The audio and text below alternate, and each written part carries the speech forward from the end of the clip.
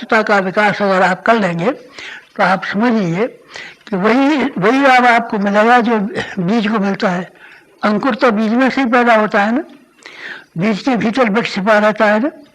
आपके भीतर भी वृक्ष छिपा हुआ है और आप एक बीज है। लेकिन पानी तो आपको चाहिए, खाद तो चाहिए। बीज को अगर खाद पानी नहीं मिलेगा तो उसमें से वृक्ष का पैदा होना संभव नहीं है। आपको खाद पानी का इंतजाम करना है गायत्री उपासना के साथ साथ, कुंडली जागरण की हिस्सेदारी के साथ साथ में जो हमारे द्वारा आपको सहायता के रूप में मिलेगी। देवता का अनुग्रह प्राप्त कराने के लिए हम आपकी सिफारिश करेंगे, हम आपकी सहायता करेंगे। भागीरथी ने गंगा जी को बुलाया था, स्वर्ग से जमीन पर आई थी, लेकिन केवल भागीरथ के द्वारा वो संभव नहीं हो गया। शंकर जी ने भी मदद की उसमें। शंकर जी की सहायता अगर नहीं रही होती, शंकर जी ने अपने बालों को नहीं खोला होता, तो केवल भागीरथ अपनी योगाभ्यास के द्वारा, तप के द्वारा गंगा को बुलाने में शायद समर्थ नहीं हुए होते। इसीलिए हमारी भी कुछ भूमिका है, आपको ऊंचा उठाने में हमारी भी भूमिका है, लेकिन उस भूमिका से पहले आपको अपनी पात्रता का विकास करना चाहिए।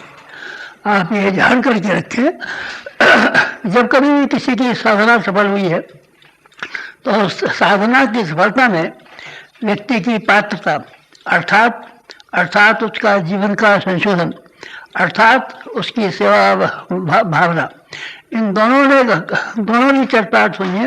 ये चरितार्थ अगर नहीं रही होती तो शायद किसी को भी देवता की सहायता न मिल सकी होती, शायद अध्यात्म का लाभ न मिल सका होता। आपको अपने जीवन में दोनों ही कामों को करना है। अपने आप को धो करके साफ करना है, आपकी मलिनता को साफ करना है। मलिनता को साफ नहीं करेंगे तो फिर धुलाई कपड़े की नहीं होगी तो रंगाई कैसे होगी। इसीलिए रंग आपके ऊपर बढ़िया चढ़े, इसीलिए धोने का काम आपके जिम्मे है। आपको अपना जीवन श्रेष्ठ बनाना है। घर से जैसे आप आए थे उससे जाने के बाद में जब आप जाएं तो अपने जीवन को श्रेष्ठ बना करके